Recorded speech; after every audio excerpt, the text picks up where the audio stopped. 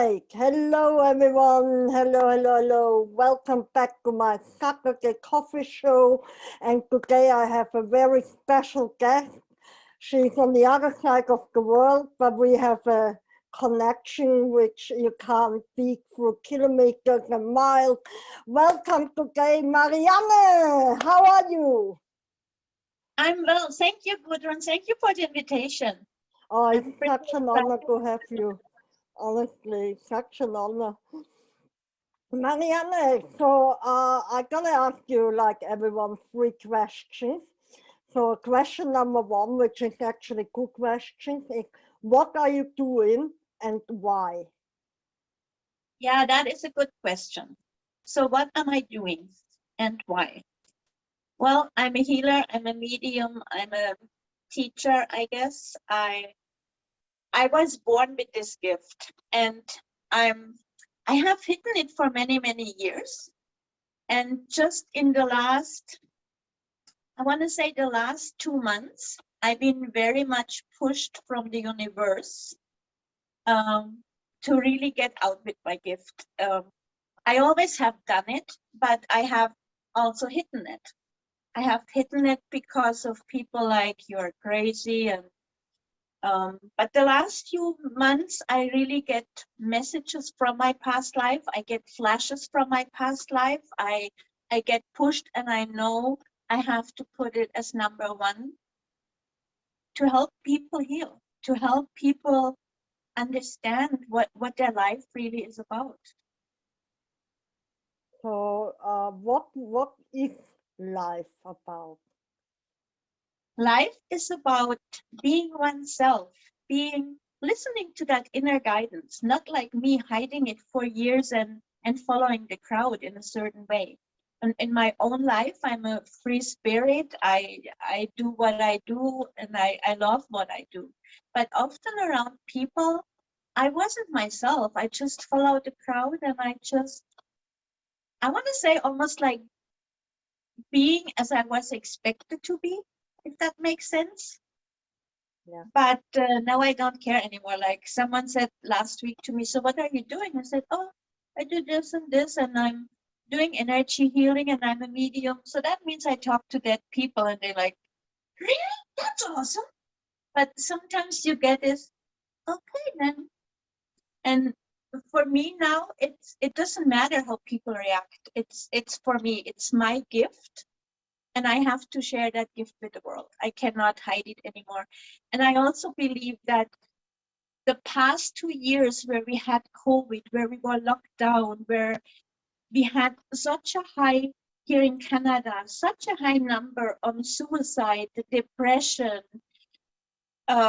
that it's even more important to go out and help people with spiritual counseling, or I shouldn't say counseling, I'm not a counselor, with spiritual healing, with coaching, with tapping into what are you here for, what have you hidden. And I'm not scared to do it anymore. Like I'm pretty open now. Welcome. Yeah, we need people like you, definitely. I totally agree. I think that the whole earth vibration is shifting to the 5th dimension. So therefore we need people like you to heal the past, the karmatic, the ancestor lineage, so we all can move forward, right? Would you? Yeah. I just had last weekend something happened to me.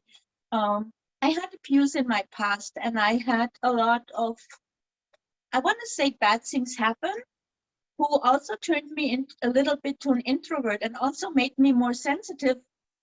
I wanted to be liked, but for whatever happened, and I think that's why I followed the crowd. That's why I actually lost my path of being a healer and come out and say, no, it's like this and this. But last weekend something happened.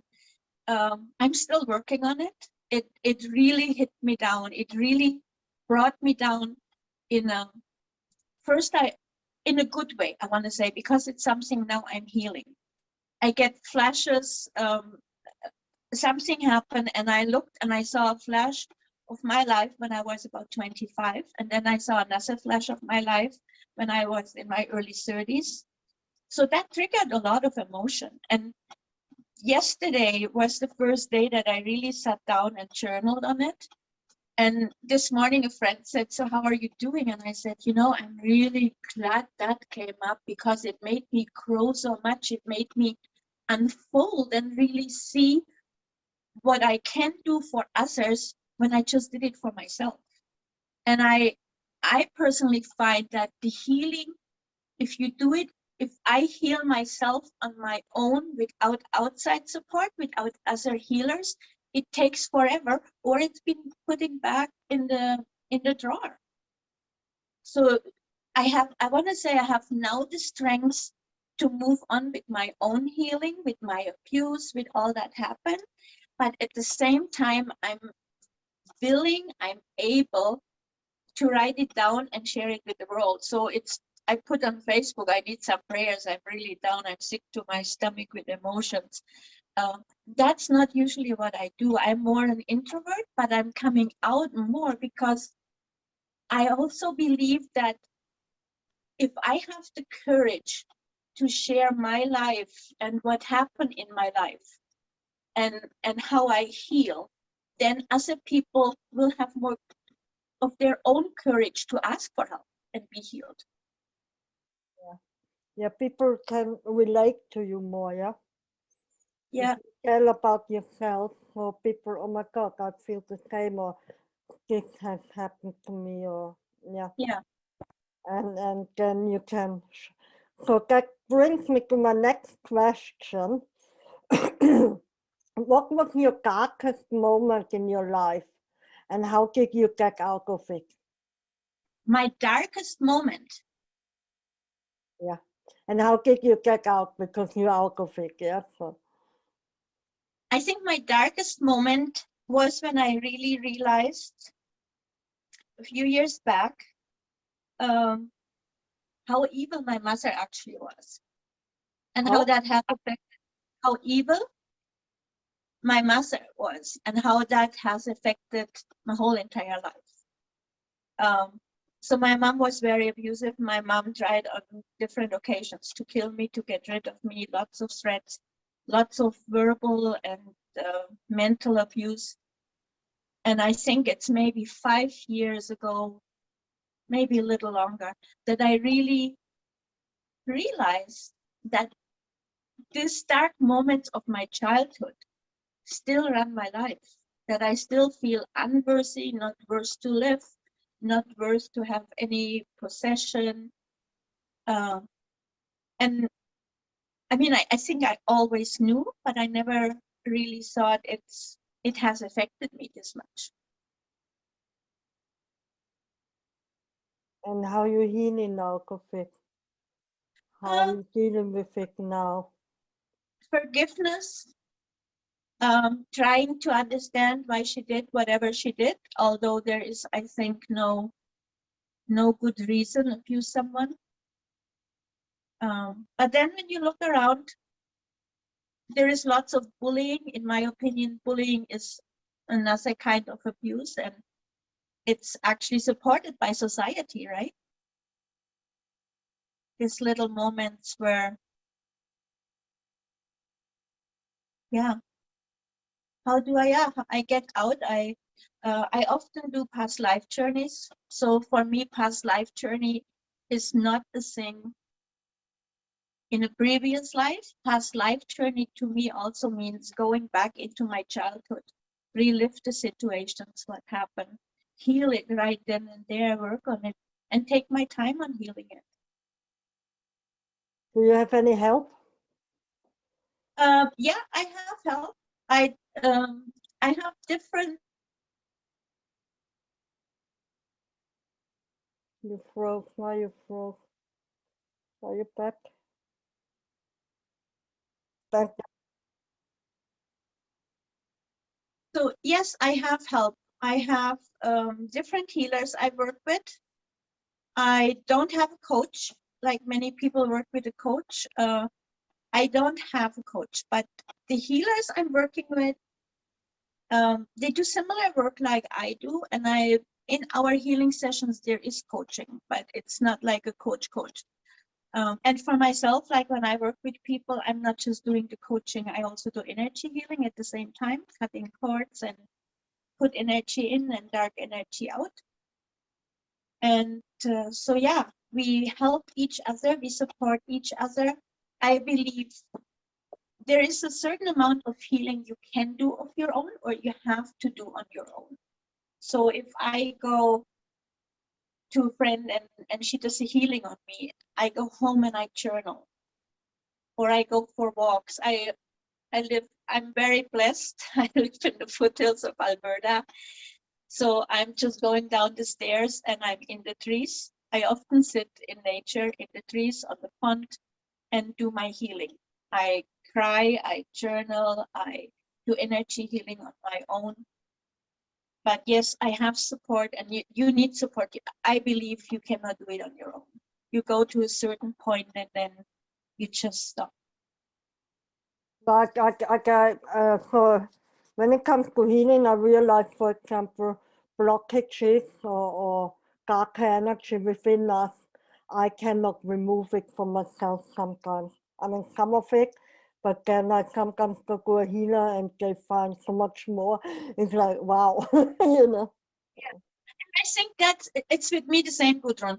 I can do a certain thing, and I think that's our survival mechanism, because we have carried it for so long and it has protected us for so long that we live in our little hole and just stay there because we feel safe with the, excuse the language, with the shit we have carried around.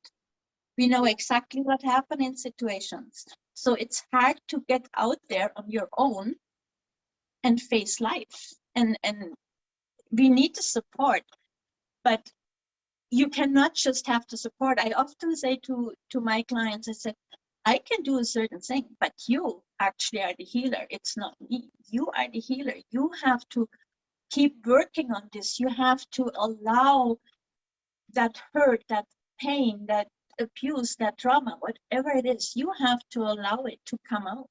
I cannot do it for you. I can release it. I can loosen it.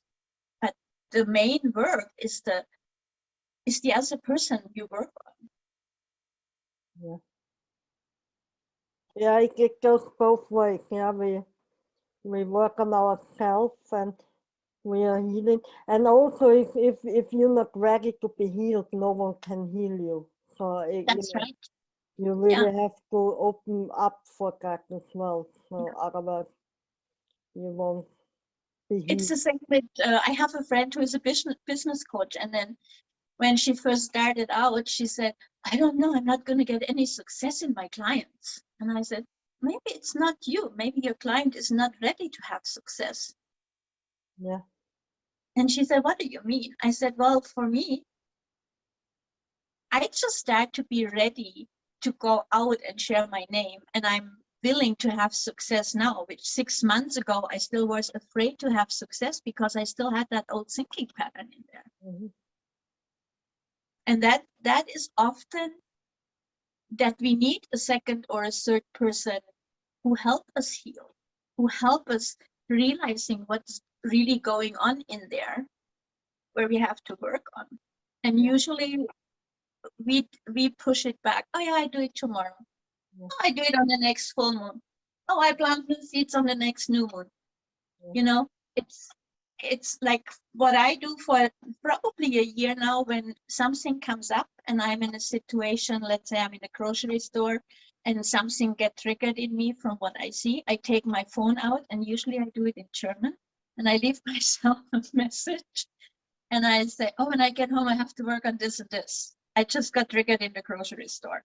And I say it in German so people don't think I'm a total nutcase, I guess. A friend of mine said, what do I do, Mareiann? I said, you sent yourself an email. Yeah. You know, it's it really is like when we are aware, and that's my personal opinion and my experience, when we are aware of what is holding us back and looking for help, then it's actually easy to do. You always will have go back and forth and or like a roller coaster up and down, because the more you peel off on that onion, the more the comes up. faster it peels off on the end. Yeah, yeah, it And I comes have more and worked more. in, Yeah. yeah, I have worked in the past on myself a lot with Bach flowers. Mm-hmm. And I use Bach flowers a lot with abused animals. And it's so beautiful to see how these flowers unfold. I want to say how this animal from going like this, all of a sudden it says, yes, I'm here, I'm alive again. Mm-hmm. And I have had clients who said, yeah, that doesn't work. And then when they see their dog or their horse changes with the Bach flowers, then, oh yeah, I should do it too. Let's do it. I use Bach flowers as well. Once I had a guy where I was really angry. Yeah. And it really, cleared my head, Yeah. Well, this spring I started my garden. Mm-hmm. And while I was in the garden, I heard all the time 3 different plants. And I said, it's nothing there yet. What are you trying to tell me? And then when I got home, I was sitting in my chair and my head got like this. And I always looked at I have like probably 12 Bach flower books, like some in German, some in English, some for animals, some for men, some for women. And I said, oh, do you want me to make my own Bach flowers? Yeah. So then I went out when the time was right, and I made 3 different kinds of Bach flowers. Yeah. Well, they are actually not Bach flowers, but they are flower essences. Yeah. And they are not in the Bach flower kit because it's pretty, well, I think when he made it in 1914, it was great. But now the world has evolved. So I made these 3 Bach flowers and I put them in a bottle, and then I never forget one Wednesday morning I went to my client. I also have a little house cleaning business, and I looked at her and I said, I want to let you know, I'm not in a good mood today. I'm taking Bach flowers. So if I'm grumpy, don't take it personally. If I start crying, just let me cry. And she, I've been there. What you have to do. And then when I left, she said, what flower essences are you on? What are they for? So I told her, and she said, well, maybe that second one I should take too. I said, yeah, I have some at home. I can make you a bottle. Nice. But I was totally surprised and at the same time not surprised. I was grateful that I listened, but the way nature spoke to me. And it does not just speak to me, or spirit, whatever you call it. It doesn't speak just to me, it speaks to everybody. The thing is, we have to listen to learn, and we have to have the courage to follow through. Yeah, definitely. So, and now my last question. Imagine today is your very last day. Okay, hopefully not. But say it's your last day and you're not gonna come back tomorrow. What would be your last word for the world? Follow your intuition. Do what you love what you do. No. Don't follow the crowd, follow your heart. Beautiful. Don't be stupid like me who followed the crowd way too long. I think we all did in a certain way. We have to. You want to fit in. It's very difficult to be the outsider. And then it's very difficult to survive as the outsider as well. I see how difficult it is to be self-employed alone. You're not a 9-to-5 anymore. People judge you. You're always judged. There's always something, and it takes a lot of strength, and especially with the healing. I mean, I kept my shamanic relatively in secret. I mean, in America, they're more open to shamanism than here, for example. I don't think so, Gudrun. No. I'm in Canada. I was a shaman in my past life.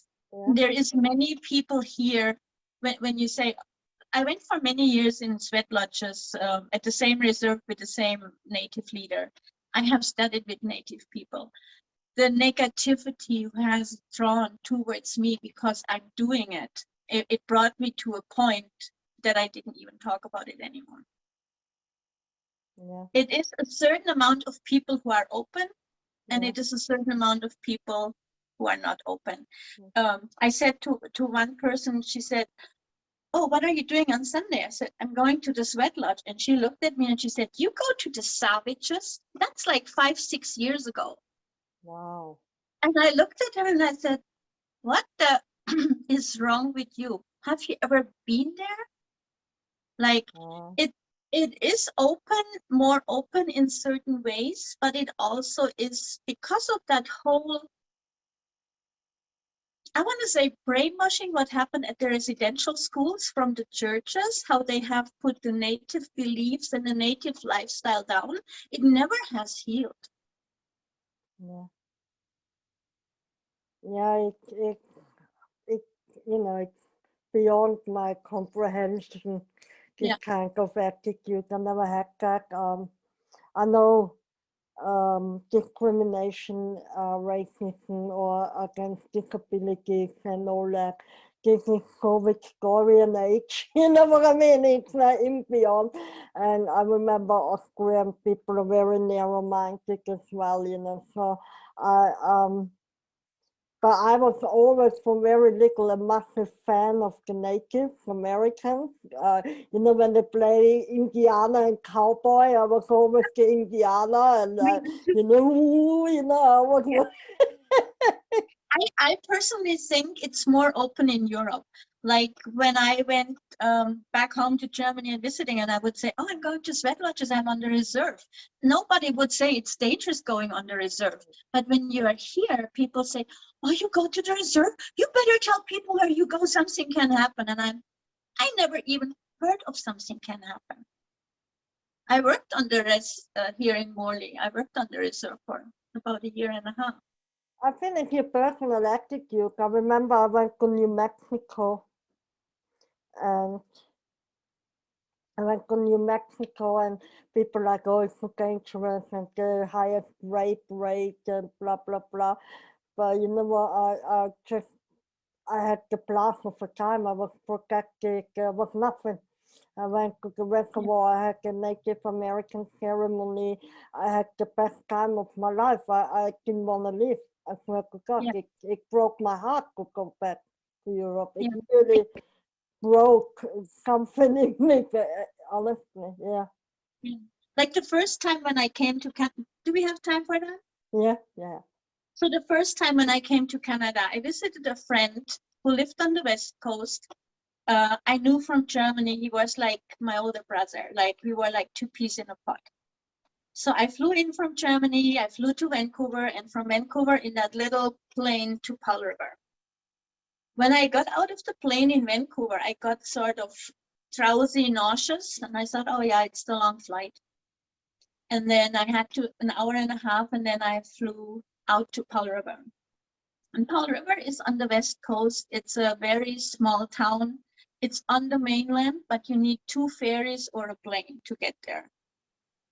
And I got out in Pearl River and I put my feet on the ground, and it was like, I cannot even describe it. I was shaking all over. I started crying. I couldn't move. He came and he said, "What happened?" I said, "Oh, I don't know." And I cried and cried and cried. And he lived in the bush. So we went from Pearl River 1.5 hours in a little boat in the bush where he lived. And in these 2 weeks on my vacation, I ran into grizzlies, I ran into cougars, I saw whales, who actually was not the time of the year to see whales. And then on my way out, like when I left on the way to the airport, we stopped in Pearl River, had a coffee, and there was an old Native man sitting, and I said, "Ralph, please ask him, what does that all mean?" And my English was like 0. I had a little school English, I really had nothing. And he said, "Just a drunk Indian." I almost smacked him in his face. Then I had my dictionary in the pocket, and I said, "Excuse me," and he took right away. He took my arm and he said, "Sit down." And he started talking to me. And I understood every word. And Rolf just stood there like, and then I said, "Thank you." And he finished with the words, we have not had an Indian summer like this year. You belong here. So then I went back to Germany and I put my papers in, and my papers went through in 6 months, like with everything for immigration. Wow. But then years later, so that was in 95, in 2010, I took a course with Brian Weiss in past life journeys in Vancouver. And in that past life journey came up that I actually died in 1910 on the West Coast as a native Indian. So I think Give me the perfect I just came home when I moved to Canada. I just came home. Literally. Yeah. Beautiful. Yeah. Mareiann, I'm gonna check up the recording. We have another chat. Thank you so very much for your time. Such an honor to have you here. Guys, please contact Mareiann. She can help you in so many ways. She will guide you and help you to rise above and join the train to the fifth dimension. Thank you very much. Have a good day. Thank you for having me, Gudrun. Thanks everybody for watching.